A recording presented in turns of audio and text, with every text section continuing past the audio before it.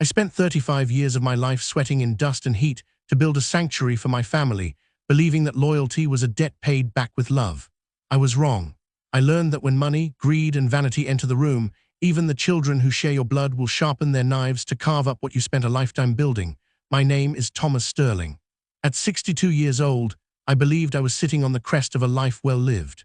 For over 3 decades, I was married to Evelyn. When we were young, we had nothing. I worked 16-hour days as a master carpenter and structural contractor, saving every spare nickel until I founded Sterling Construction and Real Estate Holdings. I built our entire empire from scratch, stone by stone, contract by contract. I gave Evelyn everything she ever desired: a $4 million custom estate, designer wardrobes, unlimited luxury travel, and total financial freedom. And together, we raised 3 sons, Brandon, Carter, and Lucas. I poured my soul into those boys. When Brandon wanted to launch an independent trading business, I backed him with a $300,000 personal loan. When Carter wanted an executive position straight out of college, I created a vice president role for him at my company. And when Lucas was struggling with personal debt, I paid off every single penny so he could start fresh. I treated my sons like royalty, ensuring they never knew the hardship I had faced growing up. Then came the turning point. 2 years ago, after I stepped back from day-to-day site labor to manage the firm from a board level, Evelyn began changing. She started attending high society retreats, associating with flashier crowds, and spending hundreds of thousands of dollars on personal vanity. My 3 sons, now all in their late 20s and early 30s, holding cushioned executive titles in my company, began viewing me with open condescension. To them, I was no longer the father who built their comfortable lives. I was just an agging, 62-year-old man in flannel shirts, whose rough hands and practical ways embarrassed their country club friends. The betrayal came on a cool Sunday evening. Evelyn asked for a formal family meeting in the grand dining room of our estate. I had come home early, expecting a quiet family dinner. Instead, when I walked in, I saw Evelyn sitting at the head of the dining table alongside a 34-year-old corporate fitness trainer named Dominic, who was wearing one of my custom luxury watches. Sitting on either side of them were my 3 sons, Brandon, Carter, and Lucas, all dressed in tailored suits, looking at me with cold, detached stares. Evelyn didn't hesitate. She slid a thick blue folder across the mahogany table toward me. It was a divorce petition. She looked me dead in the eye and announced that after 35 years, she was divorcing me. She claimed she wanted to live her remaining years with someone who matched her youthful energy, adding that Dominic was moving into the estate immediately. I stood there, the air completely pulled from my lungs. Tears welled in my eyes as I turned to my 3 sons, waiting for them to stand up for their father, expecting them to condemn their mother for bringing another man into our family home. Instead, my eldest son, Brandon, stepped forward and spoke in an icy, monotone tone. He told me that at 62, I was just holding the family back from climbing higher on the social ladder. He said that having a rough, older contractor as the head of the house degraded the image they were trying to project. Carter added that they had already reviewed the divorce agreement and advised their mother to demand full ownership of the $4 million estate, along with all liquid bank accounts and monthly alimony. Lucas, my youngest, looked at me with a smirk and said I should be grateful they were letting me take my personal pickup truck and a modest lump sum to move into a retirement apartment downtown. All 3 of my sons had turned against me. They had backed their mother and her new lover because Evelyn and Dominic had promised them full, unchecked executive control of Sterling Construction once I was pushed out of the picture. My heart shattered right there in my own dining room. The boys I had carried on my shoulders, the boys whose tears I had wiped away, the boys I had protected with my life, they were treating me like trash on the bottom of their shoes. I didn't scream. I didn't slam my fist on the table. I wiped the single tear from my face, picked up my coat, and looked at the 5 people sitting across from me. I realized that my gentleness had been taken for foolishness and my silence had been mistaken for defeat. They had completely forgotten one critical legal fact. While I had built Sterling Construction into a massive enterprise, every single acre of land, the master equipment leases, and the entire $4 million estate were held inside my private revocable living trust, a trust created solely under my name and funded entirely by my personal sweat equity. Neither Evelyn nor my sons held a single share of voting equity in the parent holding company. Evelyn had a marital allowance, and my sons were merely hired corporate employees on renewable annual contracts.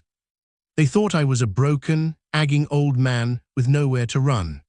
They had no idea that I spent the next 48 hours sitting in the executive offices of my lifelong corporate attorney, Marcus Vance. I signed no divorce settlement. I packed my tools, my personal files, and my family keepsakes and checked into a 5-star hotel downtown. Over the next 7 days, Marcus and I executed a master corporate audit and activated every legal clause in my trust charter. Knowing that Evelyn, Dominic, and my 3 sons were hosting a massive black tie rebranding gala at my mansion to celebrate their upcoming takeover and announce their new corporate structure, I timed our response for maximum impact. On the night of the gala, the estate was glowing with golden lights. Over 80 high-profile investors, city council members, and socialites were drinking expensive champagne in my grand hall. Evelyn was wearing a $20,000 designer dress, holding Dominic's arm, boasting to her friends about her new life. Brandon, Carter, and Lucas stood on the grand balcony, posing for photos, acting as if they owned the world. At 8:30 p.m., the grand double entrance doors swung open. I walked into the ballroom wearing a tailored dark charcoal suit, carrying myself with quiet, unbreakable authority.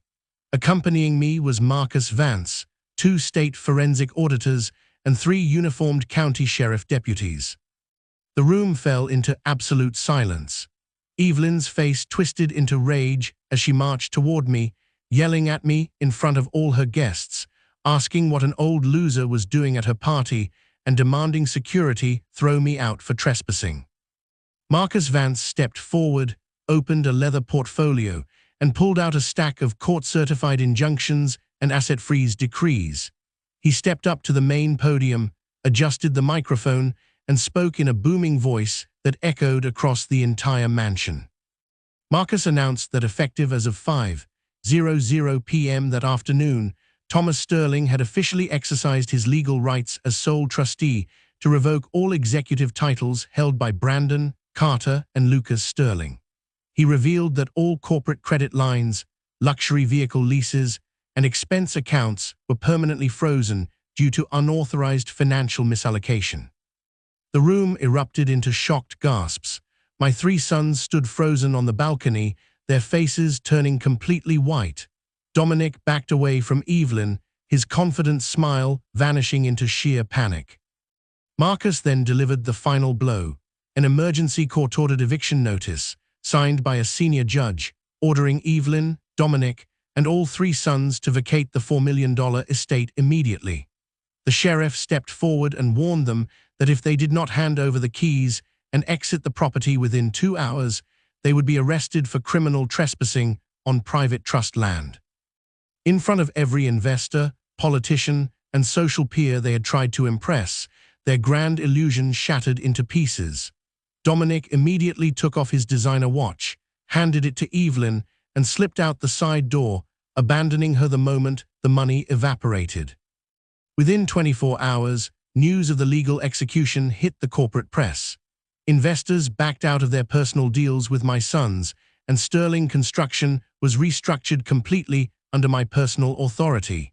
I appointed a professional, independent board of directors to manage operations, stripping my sons of every corporate privilege they had ever taken for granted.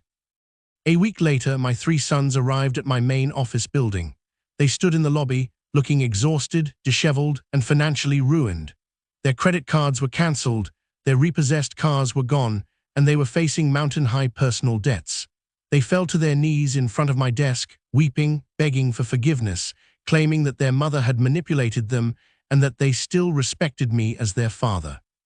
I looked down at the 3 grown men I had raised. I felt no rage, only a quiet, resolute calm.